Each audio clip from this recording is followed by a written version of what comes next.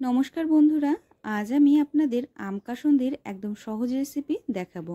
এই রকম ভাবে আপনারা খুব সহজেই ঘরে থাকা অল্প উপকরণ দিয়ে আম কাসুন্দি তৈরি করতে পারবেন। আর এই আম কাসুন্দি তৈরি করে আপনারা দীর্ঘদিন সংরক্ষণ করে রেখেও খেতে পারবেন। আম কাসুন্দি যে কোনো রকম স্ন্যাক্স অথবা ভাত ভর্তার সাথে খেতে কিন্তু দুর্দান্ত লাগে। তবে চলুন আর দেরি না করে রেসিপিটা দেখে নিই।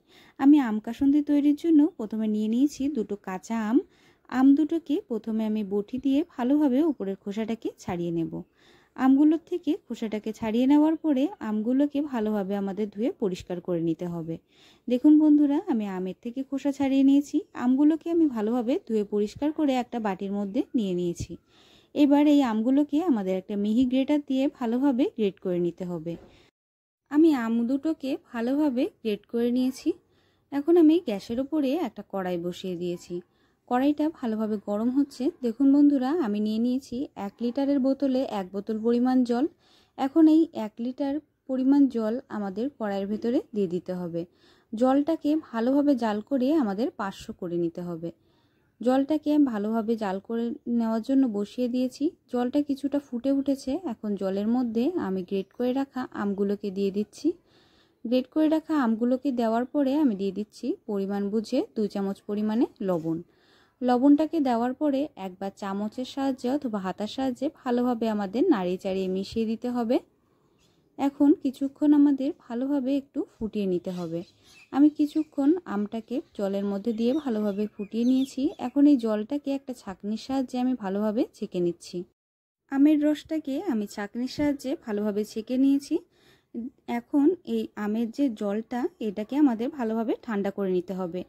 আমি একটা থালায় কিছু মশলা নিয়ে নিয়েছি। আমি এখানে নিয়ে নিয়েছি 6-7টা শুকনো লঙ্কা, কিছু লবঙ্গ, 5-6টা পরিমাণে এলাচ, একটা বড় এলাচ, কিছু গোলমরিচ, একটা স্টার এনিস, 2 স্টিক দারচিনি, 2টো তেজপাতা।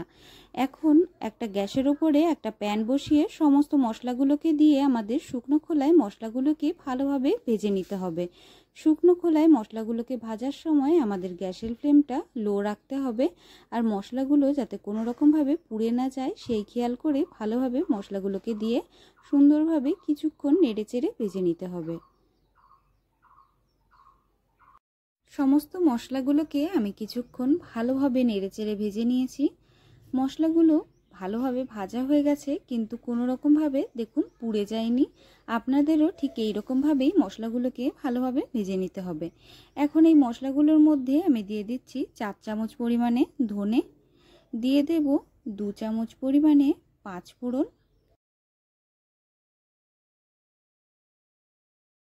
দিয়ে দেব 2 চামচ পরিমাণে মৌরি, দিয়ে দেব 2 চামচ পরিমাণে জিরে। এখন 1 চামচ পরিমাণে লবণ দেওয়ার পরে ভালোভাবে শুকনো খোলায় আমি সমস্ত মশলাগুলোকে কিছুক্ষণ সুন্দরভাবে নেড়েচেড়ে ভেজে নেব।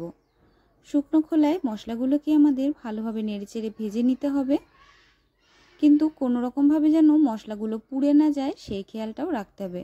তার জন্য গ্যাসের ফ্লেমটা একদম লো করে আপনারা মশলাগুলোকে ভালোভাবে কিছুক্ষণ সময় ধরে ভেজে নেবেন। মশলাগুলোকে আমি সুন্দরভাবে ভেজে নিয়েছি। এখন মশলার মধ্যে আমি দিয়ে দিচ্ছি 1 চামচ পরিমাণ 1 থেকে 1.5 চামচ পরিমাণ হলুদ। হলুদটাকে দেওয়ার পরে একবার খুন্তির সাহায্যে ভালোভাবে আমি নেড়ে নেব। হলুদটাকে দেওয়ার পরে একবার খুন্তির সাহায্যে আমি ভালোভাবে নেড়ে নিয়েছি। হলুদের যাতে রঙটা কালো না হয়ে যায় সেই খেয়াল রাখতে হবে। এখন এই মশলাগুলোকে আমি একটা থালায় নামিয়ে নেব। মশলাগুলোকে একটা থালায় নামিয়ে কিছুক্ষণ আমাদের ঠান্ডা করে নিতে হবে। মশলাগুলোকে আমি কিছুক্ষণ রেখে ঠান্ডা করে নিয়েছি। এখন একটা মিক্সার জারের মধ্যে আমি সমস্ত মশলাগুলোকে দিয়ে দিচ্ছি। শুকনো খোলায় ভেজে রাখা সমস্ত মশলাগুলোকে আমি মিক্সার জারের মধ্যে দিয়ে দিয়েছি। আর আমি এখানে দুটো বাটিতে 100 গ্রাম 100 গ্রাম করে সাদা আর কালো সর্ষে নিয়ে নিয়েছি। এখন আমি এই মিক্সার জারের মধ্যে সাদা সর্ষে আর কালো সর্ষেটা দিয়ে দিচ্ছি।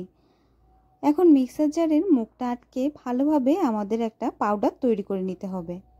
দেখুন বন্ধুরা, আমি মশলাগুলোর একটা ভালো মিহি একটা পাউডার তৈরি করে নিয়েছি। এখন এই মশলার যে পাউডারটাকে আমাদের ভালোভাবে ছাঁকনির সাহায্যে চেলে নিতে হবে, যাতে কোনো রকমভাবে দানা ভাব না থাকে। সুন্দরভাবে চেলে নিতে হবে। দেখুন ভালোভাবে চেলে নিলে একদম যেই মিহি যে দানাগুলো মশলার সেইগুলো নিচে পড়ে যাবে, আর যেইগুলো একটু মোটা ভাব থাকবে সেইগুলো উপরে থেকে যাবে। সেইগুলোকে আবার আমরা মিক্সিতে দিয়ে ভালোভাবে একবার ঘুরিয়ে নেব। দেখুন বন্ধুরা, এইগুলো বেশি ভালোভাবে গুঁড়ো হয়নি, আর এইগুলো ভালোভাবে গুঁড়ো হয়ে গেছে। এবার যেগুলো একটু দানা ভাব রয়ে গেছে সেগুলোকে আমি আরেকবার মিক্সিতে দিয়ে ভালোভাবে ঘুরিয়ে নেব। তারপর আরেকবার ভালোভাবে আমি চেলে নেব। ছাঁকনির সাহায্যে আপনারাও ঠিক এই রকমভাবে ভালোভাবে চেলে নেবেন, তাহলে কোনো রকমভাবে মোটা দানা এর মধ্যে যাবে না। মোটা দানা থেকে গেলে কিন্তু কাসুন্দিটা খেতে একদম ভালো লাগবে না। সমস্ত মশলাগুলোকে আমি ভালোভাবে ছাঁকনির সাহায্যে ছেঁকে নিয়েছি। দেখুন কোনো রকমভাবে ওর মধ্যে মোটা দানা নেই, যেগুলো ছিল সেগুলো আমাদের বাদ দিয়ে দিতে হবে। এখন আমি একটা মাটির হাঁড়ি নিয়ে নিয়েছি। মাটির হাঁড়ির মধ্যে আমি দিয়ে দেব আমরা যেই মশলাটাকে এতক্ষণ ভালোভাবে ছেলে নিলাম, সেই মশলাটাকে অল্প অল্প করে আমি এই হাঁড়ির মধ্যে দিয়ে দেব। হাঁড়ির মধ্যে দেওয়ার পরে আমরা যেই আমের থেকে যে জলটা তৈরি করেছিলাম, আমের রস দিয়ে যে জলটা আমরা তৈরি করেছিলাম, সেই জলটা দিয়ে অল্প অল্প করে ভালোভাবে আমরা গুলে নেব। দেখুন বন্ধুরা, একটু মশলা একটু দেওয়ার পরে, কাসুন্দির মশলাটা দেওয়ার পরে অল্প অল্প করে আমের রসটাকে দিয়ে ভালোভাবে আমাদের চামচ অথবা হাতার সাহায্যে সুন্দরভাবে গুলে নিতে হবে।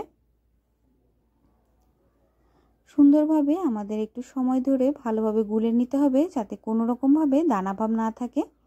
বন্ধুরা, আমার এই রেসিপিটা আপনাদের যদি ভালো লাগে তাহলে অবশ্যই কিন্তু আমার চ্যানেলটিকে সাবস্ক্রাইব করে বেল আইকন দাবিয়ে রাখবেন। আর আপনারা যদি এই রকম পদ্ধতিতে কাসুন্দি তৈরি করেন, কাসুন্দি কিন্তু আপনারা সারা বছর রেখে খেতে পারবেন। কোনো রকমভাবে কিন্তু কাসুন্দি নষ্ট হবে না। কাসুন্দির মধ্যে আমার মনে হয়েছিল একটু হলুদের পরিমাণটা কম আছে, তার জন্য আমি পরে আবার 1 চামচ পরিমাণে হলুদ দিয়ে দিয়েছি, আর দিয়ে দিয়েছি 1 চামচ পরিমাণে লঙ্কার গুঁড়ো। তবে আপনারা ঝাল যদি একটু কম খান তাহলে আপনারা লঙ্কার গুঁড়োর পরিমাণটা নিজেদের স্বাদ বুঝে একটু কম অথবা বেশি দিতে পারেন। এখন অল্প অল্প করে আমের রসটাকে দিয়ে ভালোভাবে আমাদের গুলিয়ে নিতে হবে। ভালোভাবে গুলিয়ে নেওয়ার পরে আমি এইখানে 1 কাপ মতন ভিনিগার দিয়ে দিয়েছি বন্ধুরা, কিন্তু সেইটা আমি ভিডিওতে দেখাতে পারিনি। আপনারা অবশ্যই 1 কাপ পরিমাণ ভিনিগার দিয়ে দেবেন, তাতে আপনারা সারা বছর এই কাসুন্দিটা রেখে দিলেও কোনো রকমভাবে কিন্তু কাসুন্দিটা নষ্ট হবে না। গরম গরম ভাতের সাথে শাক ভাজা অথবা ভর্তা অথবা যে কোনো রকম সন্ধ্যা স্ন্যাক্স সব কিছুর সাথে এই আম কাসুন্দিটা হলে কিন্তু একদম জমে যায়। তাহলে আপনারা দেখলেন কত সহজে ঘরে থাকা সামান্য উপকরণ দিয়ে আমরা কত সুন্দরভাবে আম কাসুন্দি তৈরি করতে পারি। এইবার থেকে আপনারা ঘরেই কিন্তু খুব সহজে আম কাসুন্দি তৈরি করতে পারবেন। আমার রেসিপিটা নিয়ে আপনাদের যদি কোনো রকম কোনো প্রশ্ন থাকে অথবা কোথাও যদি আপনাদের বুঝতে অসুবিধা হয়, অবশ্যই কিন্তু আমাকে কমেন্ট করে জানাবেন। আর রেসিপিটা যদি আপনাদের হেল্পফুল লাগে তাহলে অবশ্যই নতুন বন্ধুদের সাথে শেয়ার করবেন, যাতে তারা দেখার সুযোগ পায়। ভিডিওটা অবশ্যই আপনারা নতুন বন্ধুদের মধ্যে পৌঁছে দিতে সাহায্য করবেন। আর আমার চ্যানেল মমস কিচেন বেঙ্গলিকে সাবস্ক্রাইব করে বেল আইকন দাবিয়ে রাখবেন, যাতে আমি যখনই ভিডিও ছাড়ি আপনারা তার নোটিফিকেশানটা একদম সাথে সাথে পেয়ে যান। দেখুন বন্ধুরা, কত সুন্দর দেখতে লাগছে কাসুন্দিটা। আমার রেসিপিটা প্রথম থেকে শেষ পর্যন্ত দেখার জন্য আপনাদের অনেক অনেক ধন্যবাদ। আপনারা সবাই খুব ভালো থাকবেন, সুস্থ থাকবেন। দেখা হবে পরের ভিডিওতে নতুন রেসিপি নিয়ে।